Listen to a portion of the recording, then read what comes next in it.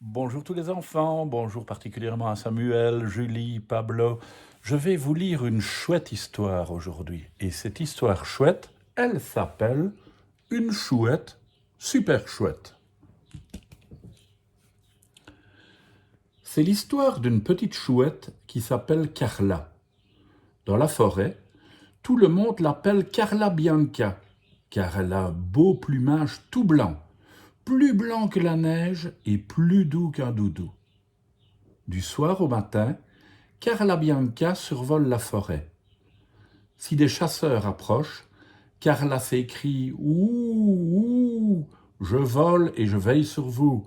Ouh, ouh, soyez sans crainte, mes amis, avec mes yeux je vois tout. Ouh, ouh, les chasseurs s'approchent de nous. Ouh, ouh, restez cachés, mes amis, ne sortez pas de votre trou. » Les chasseurs grognent. Ils trouvent bizarre qu'il y ait si peu d'animaux dans cette forêt. Parfois, des enfants s'égarent dans la forêt. Alors Carla s'approche à tire-d'aile et leur dit « Ouh, ouh, la forêt pour les enfants, ce n'est pas bon du tout. Ouh, ouh, suivez-moi, je vais vous reconduire chez vous. » Et Carla volait à côté d'eux et leur montre le chemin pour retrouver leur maison.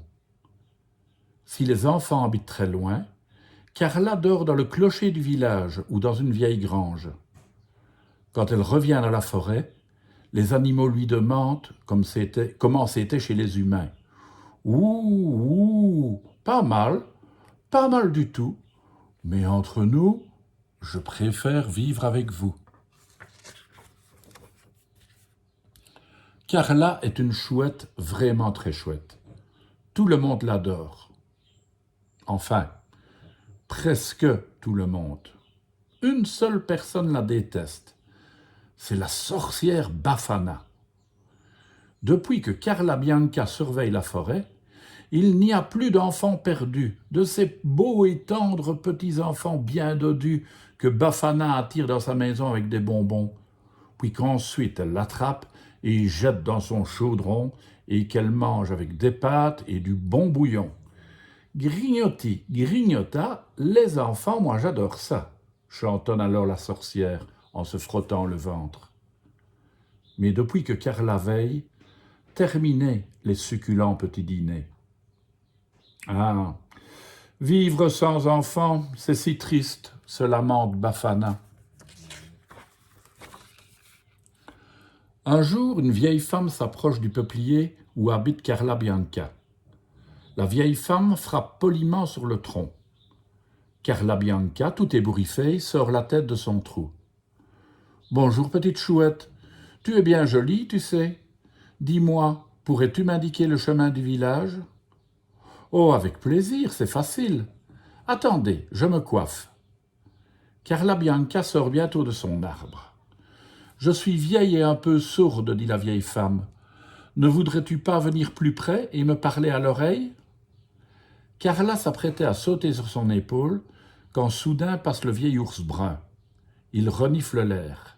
« Par mes pattes et mon museau, ça sent la sorcière par ici. » Vite, Carla se pose sur une branche pendant que l'ours court après la sorcière qui détale à toute allure. Je ne savais pas que les sorcières couraient aussi vite, dit l'ours essoufflé.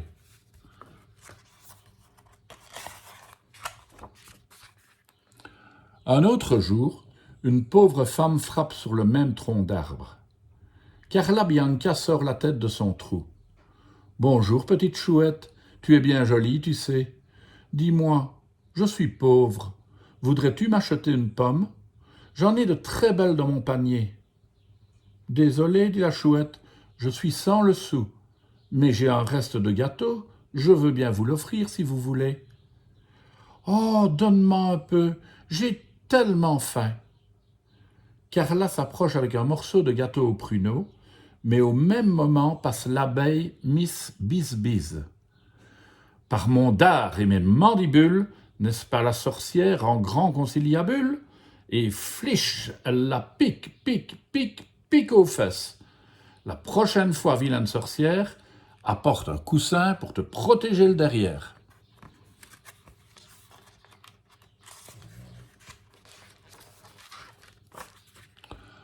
Un autre jour, la sorcière s'approche de l'arbre, déguisée en petit chaperon rouge. Elle pose devant le trou un filet à papillons et se met à crier avec une voix de petite fille « Au secours! Au secours! Le grand méchant loup !» Carla Bianca sort aussitôt de son trou. Hop!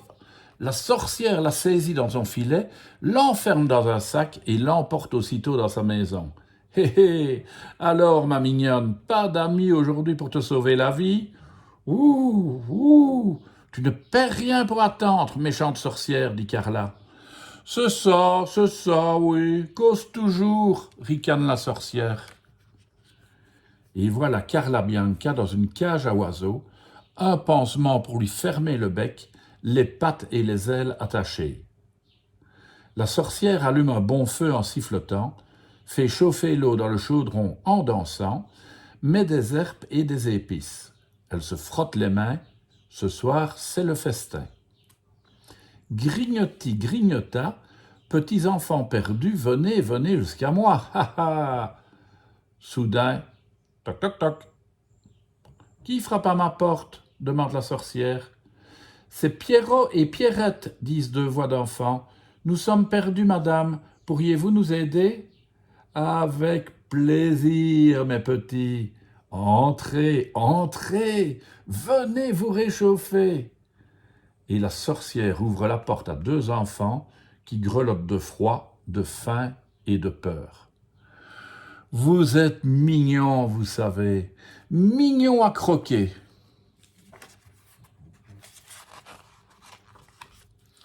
Hop, la sorcière ligote les enfants et les suspend au-dessus du chaudron bouillant. Grignoti, grignota, les enfants, c'est encore mieux que le chocolat. Ha ha ha. Soudain, toc toc toc. Qui frappe encore à ma porte? Demande la sorcière. C'est Lison et Lisette, répondent deux petites voix. Nous sommes perdus, madame. Pourriez-vous nous aider? Avec plaisir. Entrez, entrez, venez vous réchauffer. Et la sorcière se dit, tout en ouvrant sa porte en grand, que décidément elle avait beaucoup de chance aujourd'hui. Ce soir, c'est vraiment un grand festin. Ce ne sont pas deux enfants qui pénètrent alors dans la maison, mais une armée d'animaux en colère.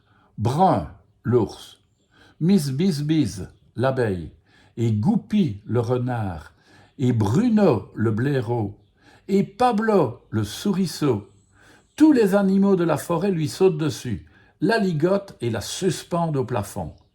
Puis il détache les enfants et libère Carla Bianca. « Merci, merci, merci les amis, merci !»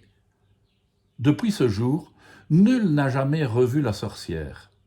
Certains disent qu'elle a fini bouillie, rôtie et archi-cuite, d'autres qu'elle est partie à Tahiti. Ouh, allez savoir, c'est si bizarre la vie. Et voilà, encore une fois, contre la vilaine sorcière, eh bien ce sont les gentils qui ont gagné. À demain les enfants.